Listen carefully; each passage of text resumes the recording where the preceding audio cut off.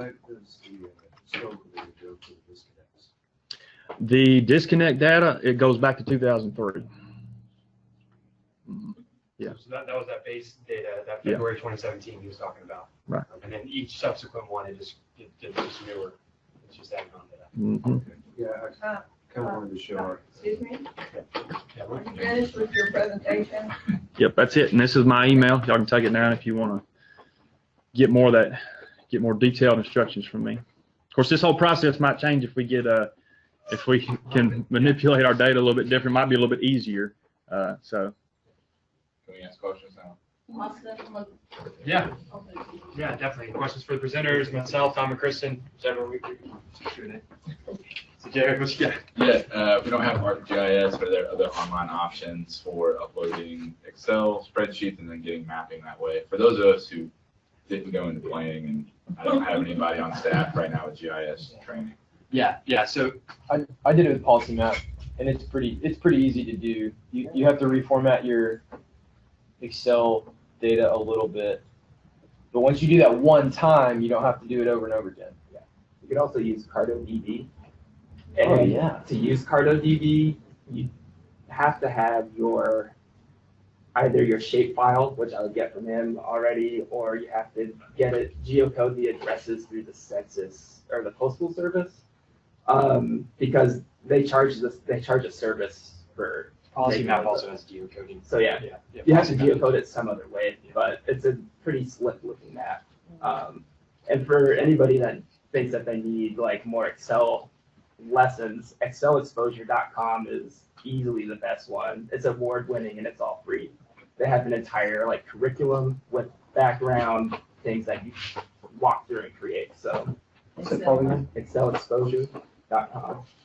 It's excellent. What's the name of the other? Carto, CARTO.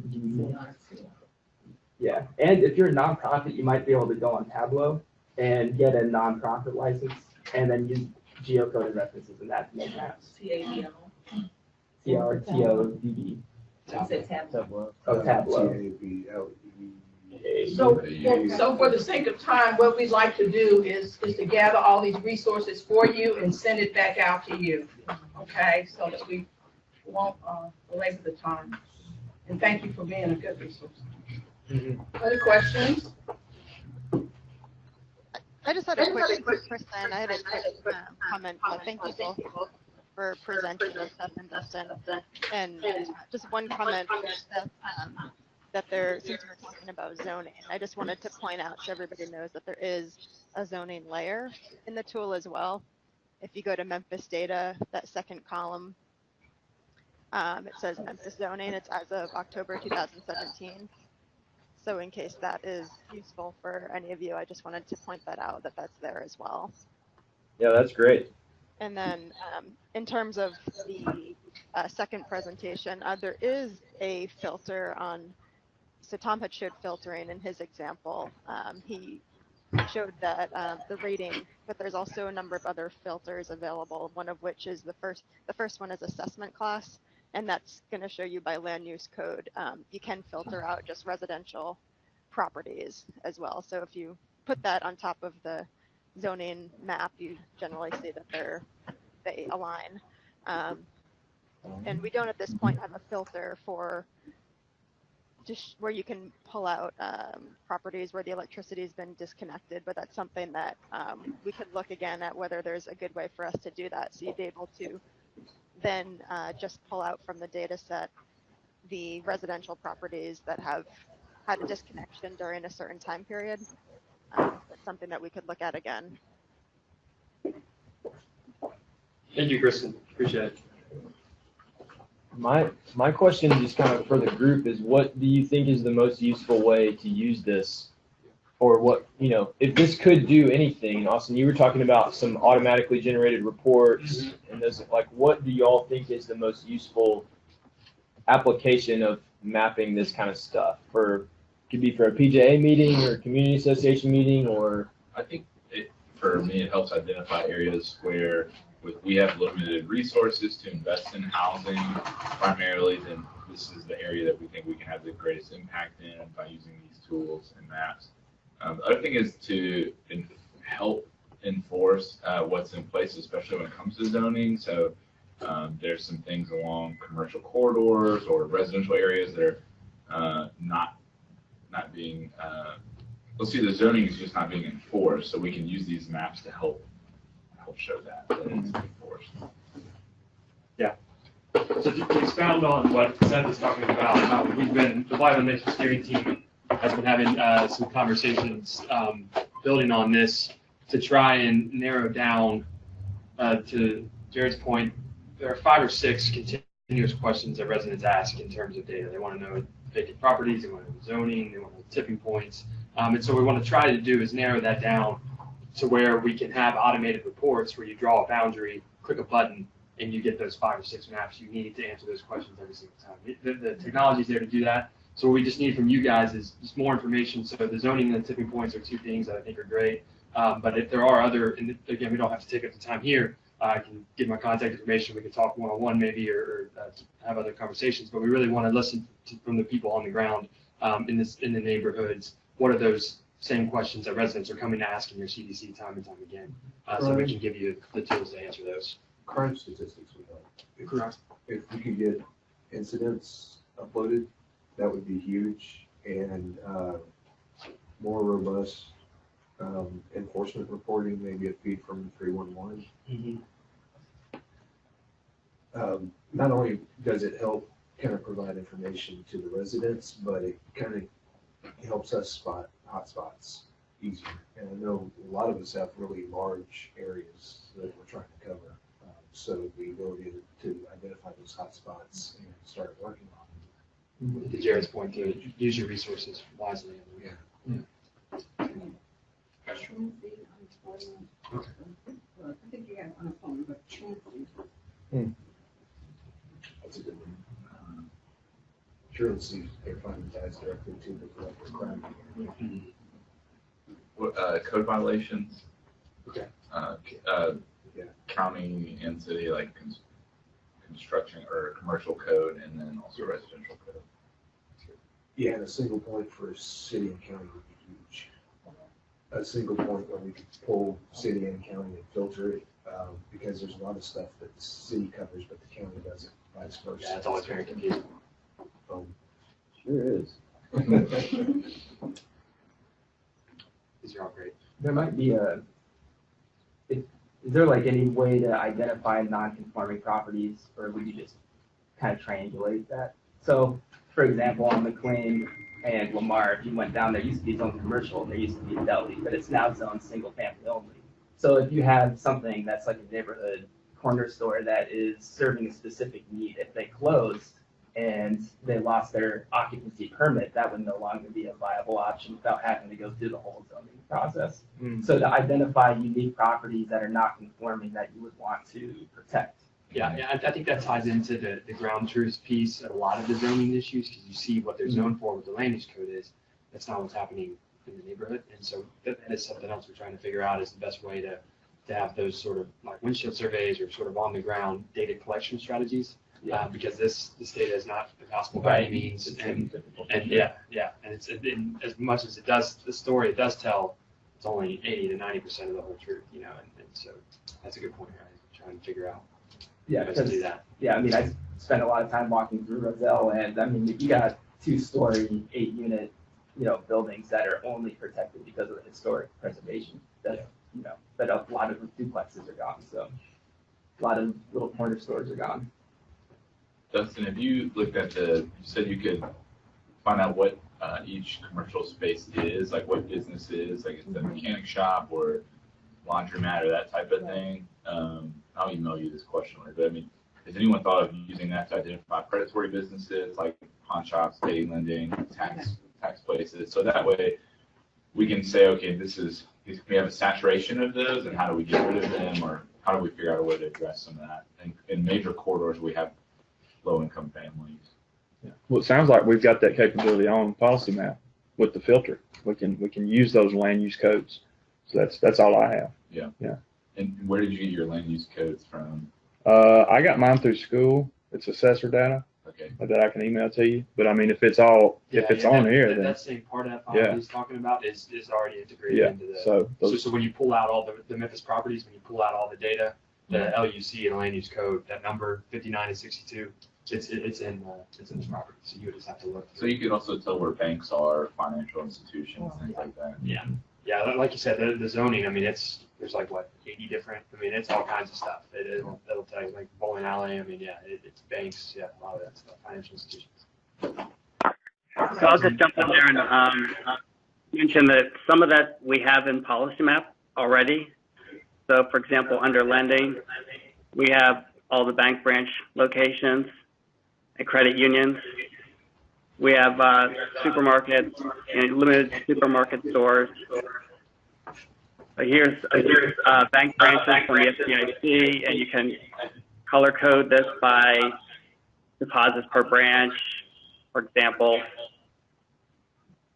And so you can see here, click on any of these, you can see information about the particular bank and the deposits in the branch, and then the institution information as well. But we also have so we have certified CDFIs. We also have credit unions. And for the credit unions, you can color code these by, is it, for example, a minority credit union? So some of this is already in here, but yes, you can certainly upload more information. Thank you, Tom, for sharing that. So also, one of the things that, well, Scott, you had something. Yeah, quick question. I've got, in my neighborhood, it's 95% rental residents and fairly high density. How do I gather more information about rental residents? Like, how long have they been in a lease in this one property? Yeah, I think you might want to make a survey. Yeah. And distribute it. that's $1 million question. Yeah, because that you're getting into that's private. That's private data. So that's difficult to do. I see Kermit smiling back there. I'll put him on the spot if he has any best practices from Cleveland. Kermit Lind is a community development veteran who has graced us with his presence from Cleveland, Ohio. He was instrumental in helping Neo Can Do get started in Cleveland, which was the model that we used for Property Hub. So does Cleveland have any good best practices on the rental? No. Okay. Worse yet, we have legislation that requires registration, but it's not being implemented, at least in a systemic way. So, yeah, that's,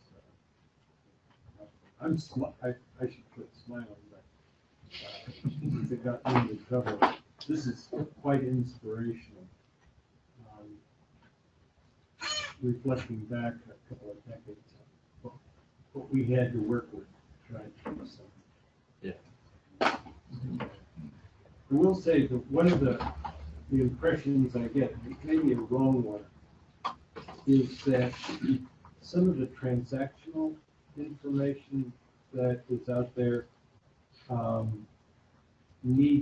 is hard to keep up to date. You need to have a very robust system. For instance, deed transfers, liens, the permitting on the municipal side of it, the permitting comes and goes, and aligning permits with the inspections that clear them is kind of a sneaky hollow into which stuff disappears. Because I would want to find a way to identify potentially dangerous properties at the earliest point possible, which may mean in foreclosure. So you start tracking in a foreclosure so that if it is dismissed, then you want to know something about the nature of that dismissal, because you have foreclosure abandonment, which then creates potential zombie kinds of situations, toxic types. Yeah. But to get that fluid data into the system more than once a month is almost essential to make it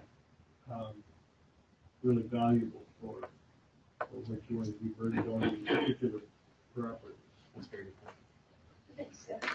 Yeah, yeah. Did you have something to suggest about the high rental neighborhood? Piggybacking off of, his question, or just throwing it out there, is there a way that the companies, these investment groups and companies have to go through a clearinghouse or some type of way we can determine, or that can determine if they're going to do like predatory type of things, or they're going to take care of, or if they have a lot of violations or people calling in on them? Is there a way So the rental registration piece that Kermit mentioned actually isn't even on the books in Memphis. Say yet, because it's something that it's something that a lot of advocates have been pushing for, and MPI and the policy side have been pushing for years now.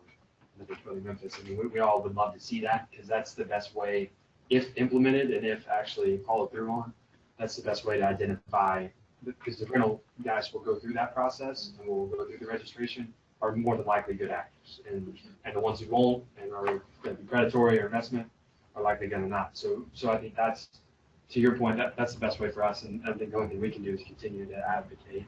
As more opportunities come up for us to push for that, we can be in touch with the CD Council's Policy Committee, and I know that's been a priority and will continue to be, because that's the only tool we have as community activists. make it opportunity for that? Yes. Austin, Yes, great. has anybody approached that not from the consumer perspective, but from the tax generation perspective? Because the duplex is commercial property, which is a whole nother tax scale. Mm-hmm. So if they were actually registering properties and having rental companies forced to register, it would increase the city's tax revenues. Because if you look, and I'm sure a lot of you guys will run across this, your worst duplexes are not registered as commercial properties. They're single-family homes that were illegally converted and they're not paying their fair share of taxes. I haven't heard about it, a 2-unit under a commercial, so like who qualifies as duplex as a commercial property? Which like system? Because like City. okay, it's the But city. it's the city, it falls under the city and the county. The assessor's the one that generates the assignment for whether it's a commercial property or a single-family home. A single-family home pays at a single-family tax rate. Once you get into multiple units, it becomes a commercial property, which is supposed to pay on the commercial tax scale. That's interesting. Yeah. So what they Owner don't. occupied duplex, It's single family. Right. This is great. This is a great conversation. Definitely want to keep this going. We're going to respect everybody's time. It is 10. I'll be here for another hour or so if there's any one-on-one conversations and follow-ups. We know that's the best way you get new technology. But I just want to thank again our presenters, Seth and Dustin, for helping us out. Big thanks to Kristen and Tom for PolicyMap, and of course for BLG Memphis and Donna for hosting us. And thank you all for coming out. And we hope we can continue these conversations. So that would